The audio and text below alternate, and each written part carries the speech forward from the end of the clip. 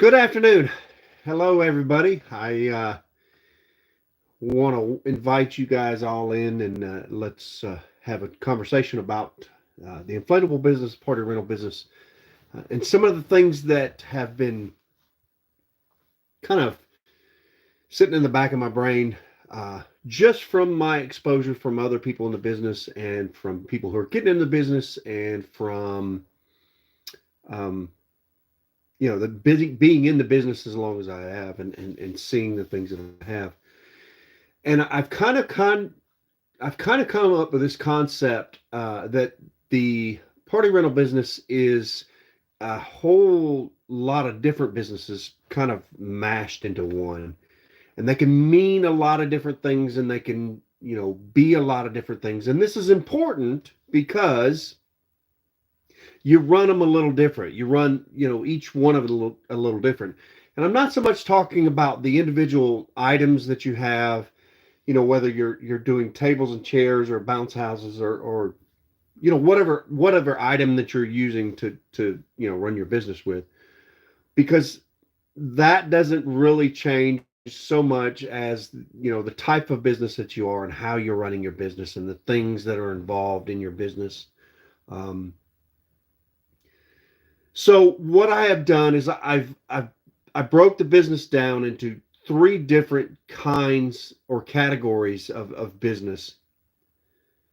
And I want to preface this by saying that there is nothing wrong with one, and no one part is better than the other. They literally are just run differently, and they apply differently towards you and towards the way that you're doing business. So they are not an issue of this one is lesser and this is greater, or you're some kind of special person because you fall into this category or whatever.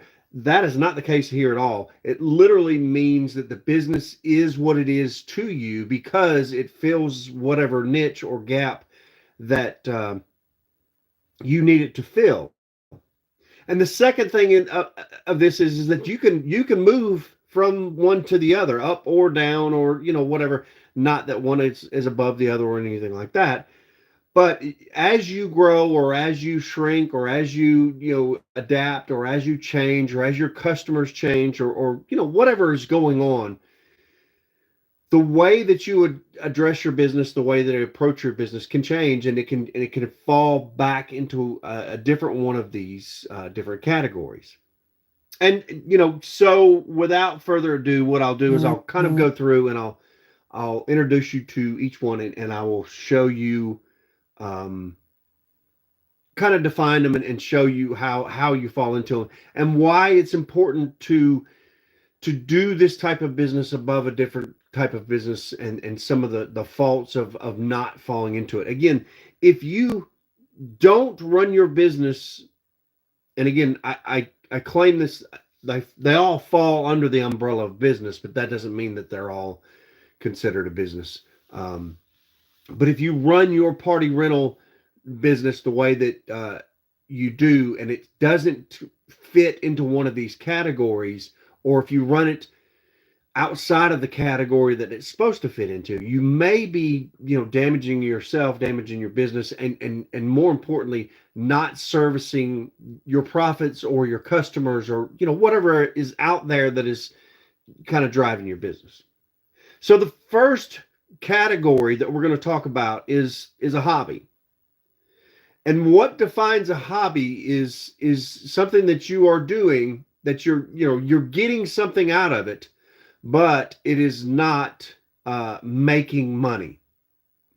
Now, you may say, well, I rent a bounce house, I'm making money. But is that really true? If you rent a bounce house and you're using your truck, if you're not insuring it, you didn't pay for the bounce house with the business,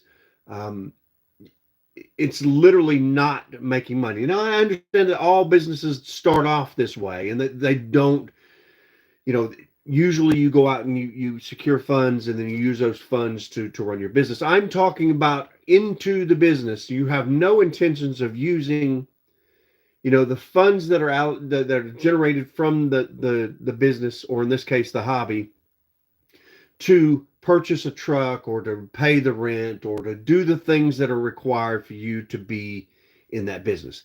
Basically, what the hobby is doing is it's providing you with a means that will allow you to do things outside that you normally wouldn't be able to do, but it does not sustain itself. It's not something that you are paying the bills with. Hobbies are fine. They're absolutely the most wonderful thing about a hobby is that it's cheap. You can literally get into this business with just a few things and you can do the minimal things that you need to do. And you can use whatever revenue that it generates to augment your lifestyle. But honestly, it's not going to change your lifestyle. It's not going to create something that isn't there. It's not going to be to the point to where, it's a responsibility or a burden that is kind of holding you down. You literally can do what you want, when you want, how much you want. You can kind of write your own rules when this comes into effect. Now the dangerous things about this is that the thing that most people do in this situation is that they kind of do all the shortcuts and they don't get insurance and they don't do legal releases and they don't sign contracts and they whatever. Those kind of things will get you in trouble, and they will literally bleed over into your regular life. So what you need to do is avoid that. Do the very minimum to kind of cover all your bases and make sure that you've got everything that you need covered with insurance, with contracts, with legal releases and the whole nine yards.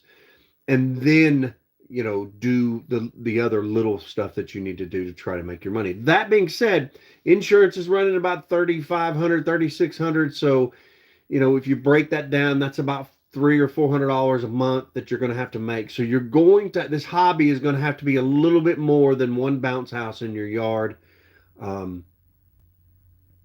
If you're doing that. Now, what you can do is if this does something else to augment something that else that you got going on. For instance, if you have a church and the insurance covers it, and you use it as an outreach program, I've seen people that do that where they take the bounce houses to festivals and then they use that as a means to break the ice and say hello. Or if you're doing a grand opening for your business, and again, your insurance covers the inflatable and you're kind of using that as a means to do whatever you're going to do, then those fall in that. But again, what you see here is that a hobby does not generate the money that it needs to not only give you money, but it doesn't even cover the expenses on itself. So that's the definition of a hobby. And again, nothing wrong with a hobby. Again, it's a really cool way to put a little extra money in your pocket. It's a really cool way to get the ice broke with whatever circumstance that you're trying to do that with. Nothing in the world wrong with that. And the second one that we're going to talk about is I call it a hustle. So we have a hobby where you're not generating revenue, and then a hustle. Now, hustle is a little bit different than a hobby in that you do generate revenue. You are generating a lot of revenue, and in most cases, you're covering all the expenses that you need to cover on your side, including, rent or purchasing units, insurance, a vehicle for that, the whole nine yards. Well, that sounds a whole lot like a business, and I understand that, but the way that it differs is that a hustle really requires you. It requires you to be a real dedicated part of this. And the beauty about this is that it translates to you back and forth. So the more you do, the more money you personally are making. So, and again, you can, like a hobby, you can kind of fluctuate and you can ebb and flow with the amount of work that you're putting in, depending on what your lifestyle is and what you want out of it. If you want more of it, then so be it. The kind of the downside of that is that you are restricted as to how much you can do, because you can literally only do so much. This differentiates from a business in that in a business, you just bring people in and they handle whatever size that is. In a hustle, it's really more relying on you. You can't step away from it. You can't.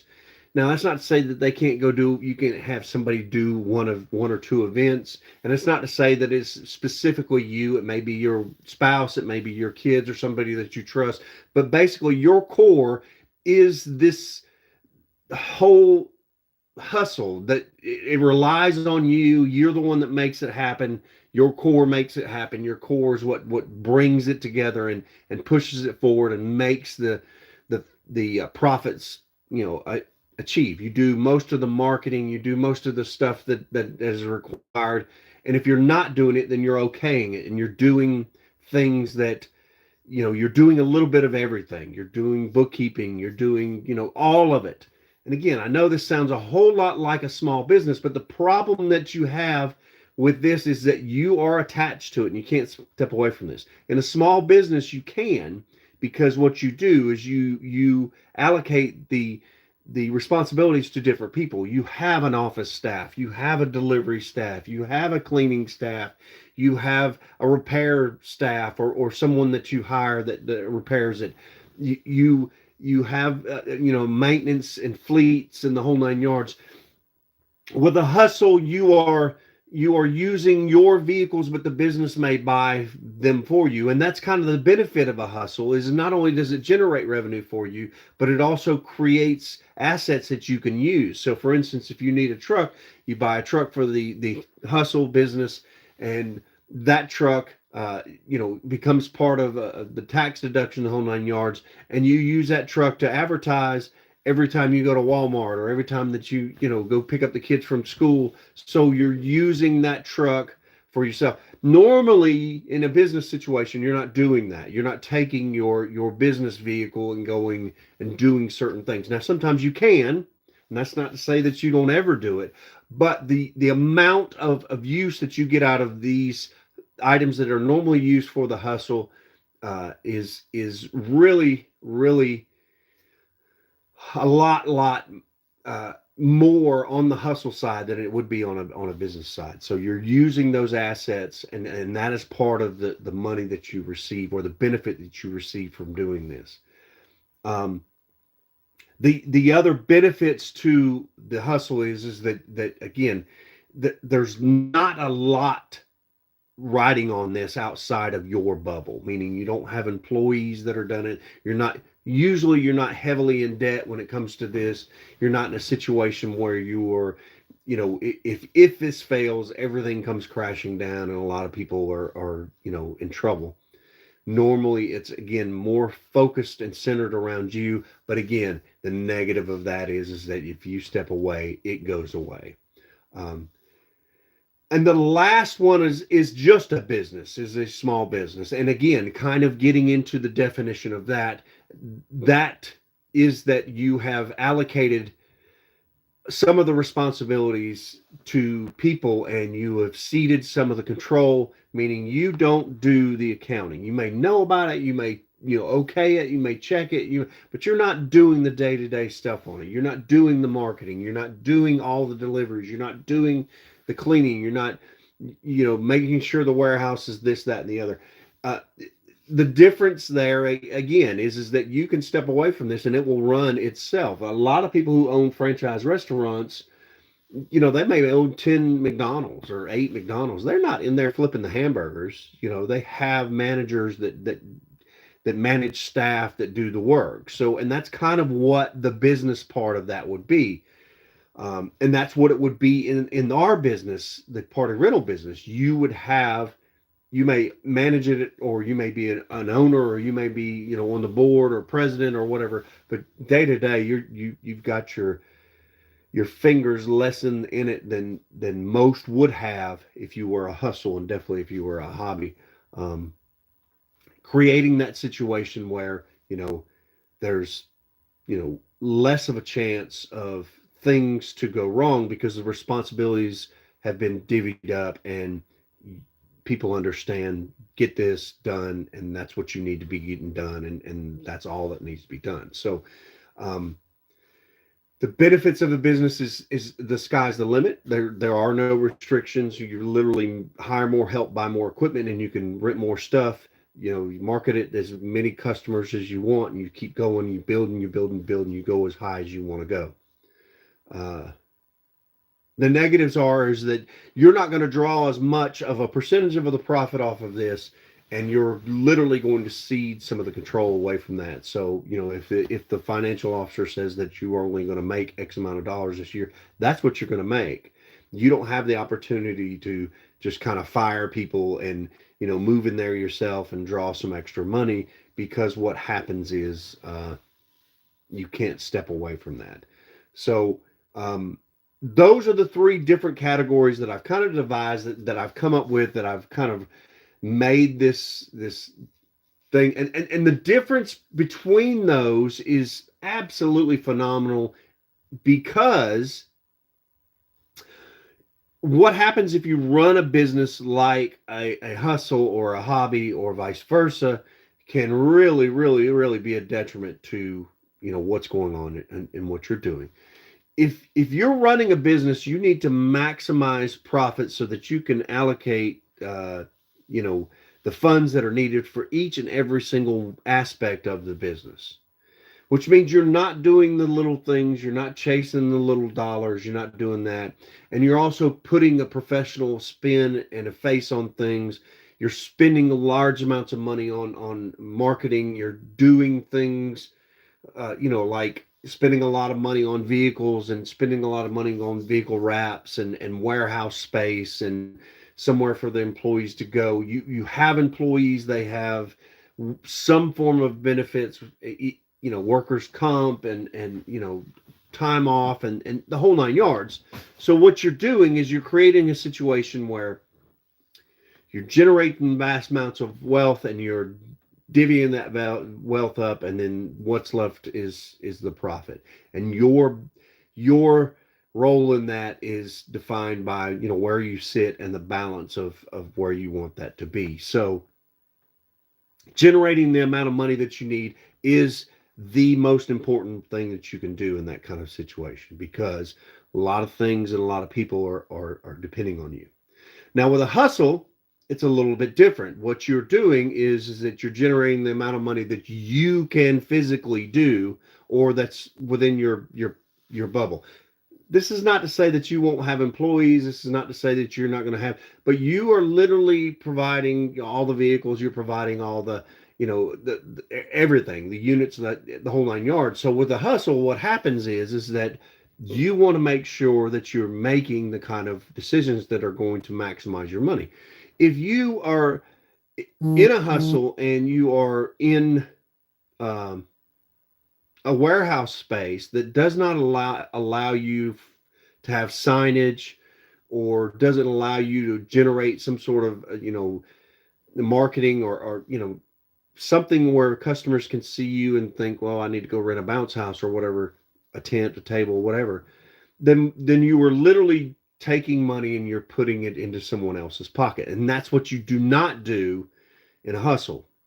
So most hustles are done out of garages. Most hustles are done out of buildings that are built on private property, or they're built in a commercial space, but they're also made so that you can rent out and make other revenue for other people that are coming and renting your business.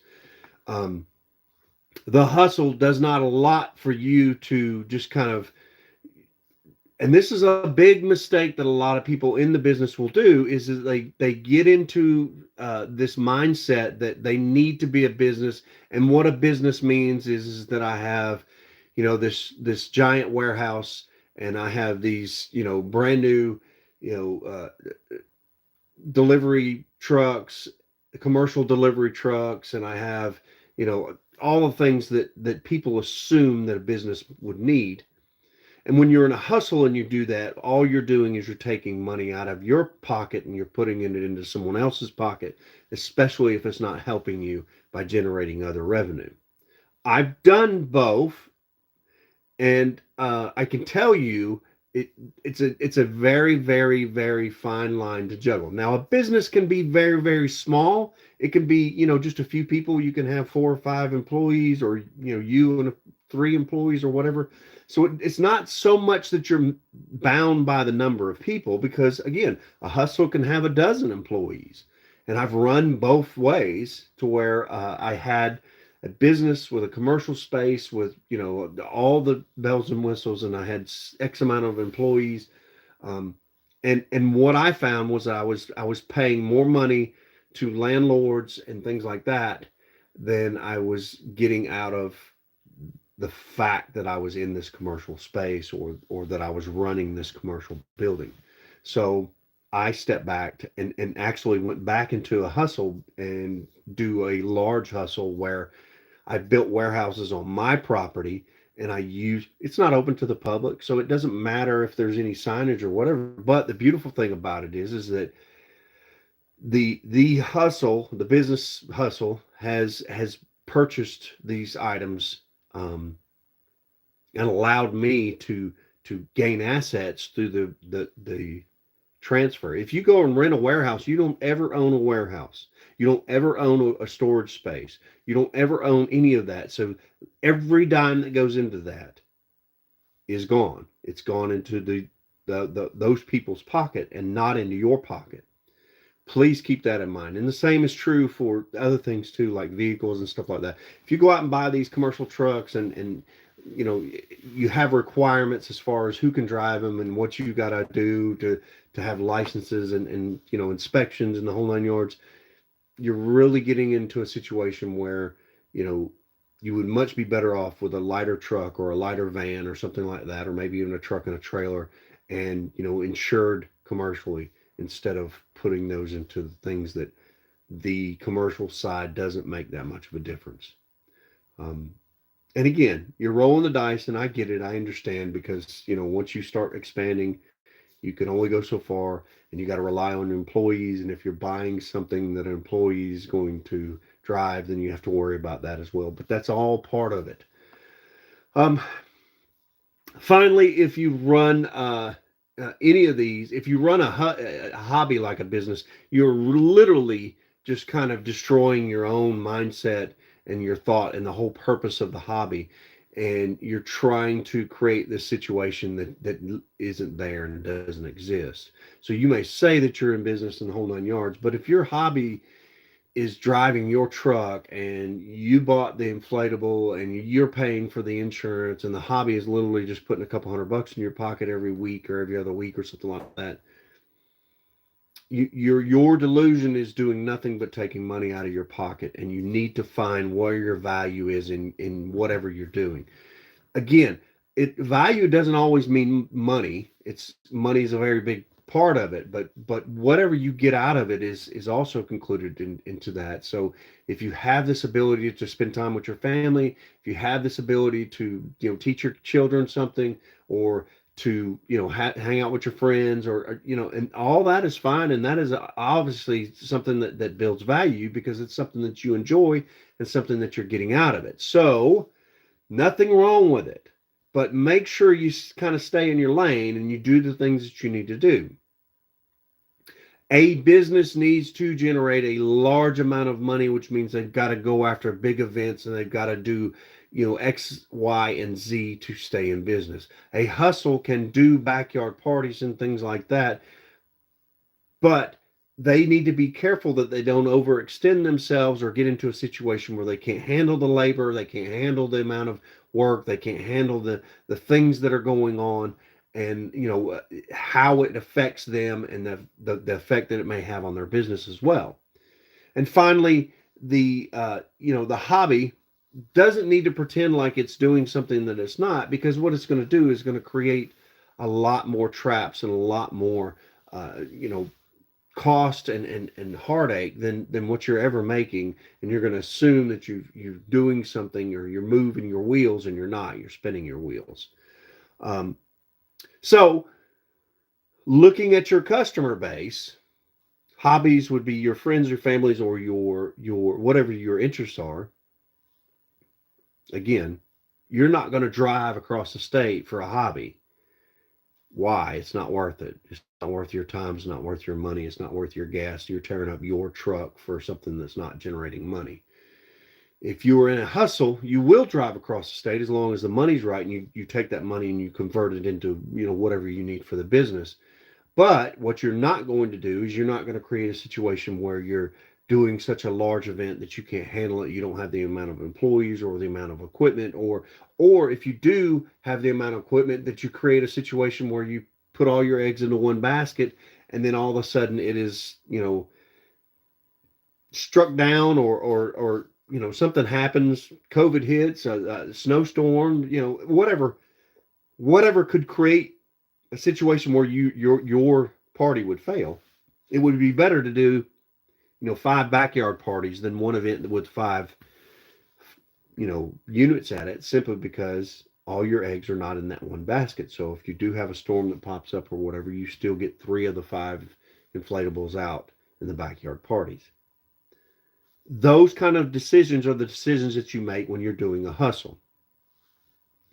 And again, when you're in the business, you don't chase the little stuff. You don't go after it because you can't. You literally can't make the amount of money that you need to make going after those. So you're doing big festivals, you're doing big church and corporate events, you're doing giant schools, you're doing things like that. And you got to be careful with that, because what happens is that there can be crossover. There can be schools, elementary schools, that only want 2 or 3 units, and they only want to pay $900. If you're a commercial situation and you show your hand and they say, yeah, we want X, Y, and Z, and you're like, well, that's $1,500 or $2,000, and they look at you and say, no, no, no, we only have, $750. Best to leave them to the little guy, somebody that can handle their needs and stuff like that. That would be the upper end on the hustle. Would be somebody that, 5 or 7 or 10 units or something like that, and it would be the lower end of where you're going. If you're not making the thousands that you need to pay the employees, to put gas in the trucks, to pay for the truck and the insurance and the whole 9 yards, you are again spinning your wheels. So picking your customers is very important. Now, you can escalate. You can start off as a hobby, building with the idea that you're going to build your inventory. You understand it's going to cost you money, and that you're going to spend probably a year or 2 dumping your personal finances and stuff like that into this to kind of grow it into a hustle. You grow that hustle up to where it starts self-sustaining. It starts generating its own revenue. It starts buying its own equipment, paying you back,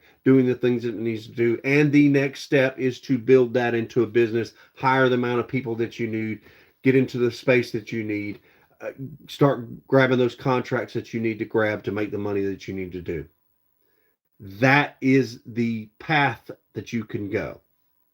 And it can go slow or it can go easy. You can do it in a year. You can do it in, 5 years, whatever. You can go up and come down. You can bounce around. You can do whatever you want to do. But the most important part of that is that make sure you maintain your lane, and you know where you're at, and you know what you're doing, and you sustain the things that you need to sustain, because the last thing you want to do is operate it outside of where it's supposed to be and make the mistakes that are going to cost you money. All right, guys, I hope this helps. I hope you guys enjoy it. Tell me what you think about the system. Tell me what you think about those particular models, and if there was anything that I needed to add or take away. And you keep watching, and I'll keep putting them out. Thanks.